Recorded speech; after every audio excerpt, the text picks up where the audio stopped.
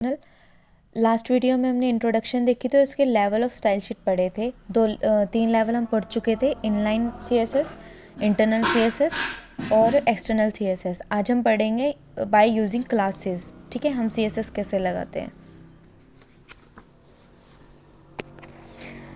In this method we use class selector. Class selector का हम use करते हैं सीएसएस में इन द हेड पार्ट के ऊपर ऑफ द HTML डॉक्यूमेंट और एक्सटर्नल CSS। इसको हम कहीं पे भी लगा सकते हैं, हमारी क्लास है, मतलब स्टाइल शीट है वही। स्टाइल हम इंटरनल भी कर सकते हैं और एक्सटर्नल भी कर सकते हैं और इनलाइन भी कर सकते हैं। इनलाइन इतना बेसिक नहीं है, पर इंटरनल और एक्सटर्नल किया जाता है। यहाँ पे फॉर एग्जांपल यहाँ पे हमने इंटरनल कर रखा है। ठीक है, तो यहाँ पे पहले इतना तो छोड़ो, अभी इसको पढ़ो। पैराग्राफ है, हेलो तमन्ना, क्लास लिख रखी है हमें यहाँ पे क्या देना होता है, क्लास प्रॉपर्टी देनी होती है। ठीक है, पैराग्राफ के अंदर क्लास नाम देना होता है। फॉर एग्जांपल आपका कोई भी क्लास है, फर्स्ट क्लास मान ले टेक्स्ट मी है, क्लास का नाम आपने दे दिया टेक्स्ट मी। भी टेक्स्ट मी में भी जो भी चेंज करोगे आप वो चेंज हो जाएगा। ठीक है, ऑफ यहाँ पे लिख दिया हमने हेलो और यहाँ पे पैराग्राफ बंद कर दिया। तो अब क्या करेंगे, ऊपर स्टाइल पे स्टाइल लिखेंगे, स्टाइल टैग लगाएंगे। उसके बाद क्या होगा, अगर हमें क्लास है, क्लास को कॉल करना है स्टाइल के अंदर, तो हम डॉट लगाते हैं हमेशा। ठीक है, क्लास का नाम क्या है, टेक्स्ट मी। तो टेक्स्ट मी में चेंजेस कर रहे हैं, क्या कर रहे हैं, तो भैया जो पैराग्राफ के अंदर क्लास लगाई गई है टेक्स्ट में, उसके अंदर हम चेंजेस कर रहे हैं। क्या कर रहे हैं, कलर हमने दे दिया रेड, फॉन्ट साइज हमें चाहिए 50 पिक्सल, बॉर्डर होना चाहिए 2 पिक्सल, रेड सॉलिड। ठीक है, ये सारी इसकी प्रॉपर्टीज़ हैं, हम कुछ भी लगा सकते हैं। और फॉन्ट स्टाइल जैसे हमें चाहिए क्या, बोल्ड। ठीक है, तो ये आपको, आई होप आपको यहाँ पे समझ आया हो क्या है ये हमारा क्लास की हेल्प से हम CSS कैसे लगा सकते हैं। ठीक है, तो ये हमारा क्या हो गया, क्लास। जैसे कि यहाँ पे क्लास दे रखी है text1, तो text1 में डॉट लगाया, पहले डॉट स्टाइल के अंदर डॉट text1 लगाया, तो वहाँ पे चेंजेस कर दिए, कलर हो जाए और बॉर्डर हो जाए, फॉन्ट साइज ये हो जाए। ठीक है, तो यहाँ पे जहाँ पे क्लास text1 है सिर्फ यही चेंजेस होंगे ये। ठीक है, ये हमारा हो गया क्लासेस। आगे पढ़ते हैं हम specification format, style specification formats. वही हमने क्या पढ़ा था कि स्टाइल स्पेसिफिकेशन में क्या है कि हम स्टाइलिंग किस किस तरीके से कर सकते हैं। इनलाइन स्टाइल दे सकते हैं, यहाँ पे क्या आएगा, प्रॉपर्टी वैल्यू 1, प्रॉपर्टी 2 वैल्यू 2, ये रहा स्टाइल। इनलाइन स्टाइल है तो मतलब अपने उसमें लगाएंगे property 1 property value 1, property 2 value 2, property 3 value 3, property 4 value 4। ऐसे ही एन टाइम्स चलेंगे हमारी। अगर इनलाइन चला रहे हैं तो इनलाइन के अंदर स्टाइल टैग के अंदर आता है। जैसे इनलाइन किया था ना हमने पीछे, ये हमारा क्या हो गया था, ये इनलाइन था, तो इनलाइन में क्या आएगा, ये ऐसे करके स्टाइल इक्वल टू, यह स्टाइल क्या है हमारा, सेलेक्टर है। ठीक है, तो ये हमारा हो गया क्या, इनलाइन। इंटरनल में क्या होएगा, वही सेम।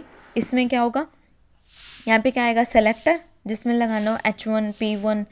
ठीक है, वो चीज़ क्लास देनी हो तो क्लास भी आ सकता है, सेलेक्टर कुछ भी हो सकता है। ठीक है, तो प्रॉपर्टी 1 वैल्यू 1 एंड दिस, ये हमारा क्या होगा, इंटरनल।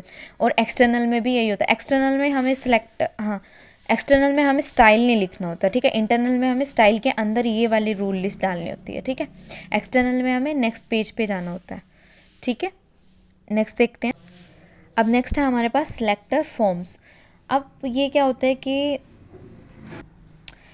सिलेक्टर फॉर्म्स यानी फॉर्म सेलेक्टर, तो हम अभी जैसे मैंने बताया था स्टाइल के अंदर हम स्टाइल पे यहाँ पे डॉट लगाया, तो ये क्या है, क्लास सेलेक्टर बोलते हैं इसको। क्या बोलते हैं, क्लास। अगर आप क्लास के थ्रू कोई सेलेक्ट कर रहे हो, इस क्लासेस के थ्रू अगर आप कुछ सेलेक्ट करो तो उसको क्लास सेलेक्टर बोलते हैं। अगर ऐसे ही यहाँ पर दे दिया हमने ID equal to my file, ठीक है, तो ये क्या हो गई, हमारी ID हो गई। यहाँ पे ID है तो ID हम किससे डिनोट करते हैं, हैश से डिनोट करते हैं। हैश आगे क्या है, ये हमारे पास नाम क्या है इसका, माई फाइल। ठीक है, तो अगर हमने ये माई फाइल यानी कि ID से सिलेक्ट की है तो हमारा इसको क्या बोलते हैं, ID सेलेक्टर। ऐसे ही होता है टैग सेलेक्टर, H1 H2 अभी यहाँ पे डॉट था तो ये क्लास सेलेक्टर हो गया। अगर पहले हम क्या लिख रहे थे, H1 लिख रहे थे। ठीक है, जैसे यहाँ पे हम पहले क्या लिख रहे थे, H1 लिख रहे थे, यहाँ पे प्रॉपर्टीज़ लिख रहे थे, तो इस H1 है तो सिंपल ये किसको बोलते हैं, ये टैग है तो इसको बोलते हैं हम टैग सेलेक्टर। ठीक है, तो ऐसे ही हमारे पास 3 सेलेक्टर होते हैं, 4 सेलेक्टर है बेसिकली। टैग सेलेक्टर, H1 ऐसे सेलेक्ट कर लिया, उसमें प्रॉपर्टी लगा दी और वैल्यू दे दी। क्लास सेलेक्टर, डॉट लगा के आगे जो भी आपने क्लास का नाम दे रखा है और उसके अंदर प्रॉपर्टी और उसकी वैल्यूज़ डाल दी हमने। ठीक है, इसको हम क्लास सेलेक्टर बोलते हैं। आईडी सेलेक्टर किसको बोलते हैं, वही सेम। अब यहाँ पे क्या दे दिया आपने, यहाँ पर आपने इसी पी के अंदर आईडी दे दी, आईडी में आपने माई फाइल्स दिया है, तो इसको दिखाने के लिए, डोनेट करने के लिए हैश लिखते हैं हम। आपके XYZ नाम की यहाँ पे फाइल होगी कोई, तो उसको हम क्या बोलते हैं, आईडी सेलेक्टर। वही सेम यहाँ पे प्रॉपर्टी और उसकी वैल्यू। तो ये सारी क्या होती हैं, ये 3 क्या होते हैं हमारे पास, tag selector, class selector, ID selector और यूनिवर्सल टैग। यूनिवर्सल टैग यानी कि वो सबसे टॉप पे लगता है यहाँ पे स्टार पे, जिसमें हमें चेंजेस ना करनी पड़े। जैसे हम कोई भी एक वो बनाते हैं, कोई भी एक वेबसाइट बनाते हैं, तो आप चाहते हैं कि यहाँ पर जो स्क्रीन है यहाँ पर आपका स्पेस, ये चीज़, ये वाला स्पेस आपका कवर हो जाए। ठीक है, यहाँ पे स्पेस ना दिखे हमें। ठीक है, तो इसलिए हम क्या लिखते हैं, भैया मार्जिन 0 पिक्सल और पैडिंग 0 पिक्सल कर देते हैं। इसकी स्टार का मतलब होता है यूनिवर्सल टैग। यूनिवर्सल टैग हमें स्टार से डिनोट होता है। ठीक है, यहाँ तक आपको समझ आ चुकी है, आगे चलते हैं। ठीक है, नेक्स्ट है हमारे पास प्रॉपर्टी वैल्यू फॉर्म्स। अब इनकी वैल्यूज़, फॉर्म तो बना दिया, इसकी प्रॉपर्टीज़ किस में टाइप, कितने टाइप्स के आ सकते हैं। अभी मैंने बताया था, जैसे मैंने लगा दिया, ये लगा दिया, कलर लगा दिया, फ़ॉन्ट लगा दिया, उसका बॉर्डर लगा दिया, तो ऐसे ऐसे कितनी प्रॉपर्टीज़ होती हैं, कितनी कैटेगरीज होती हैं।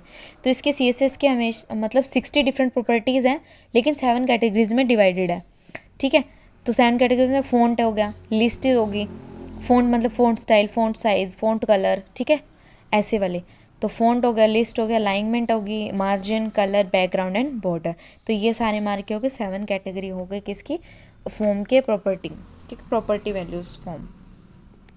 इसको हम पढ़ते हैं नेक्स्ट वीडियो में। आज के लिए इतना ही, थैंक यू।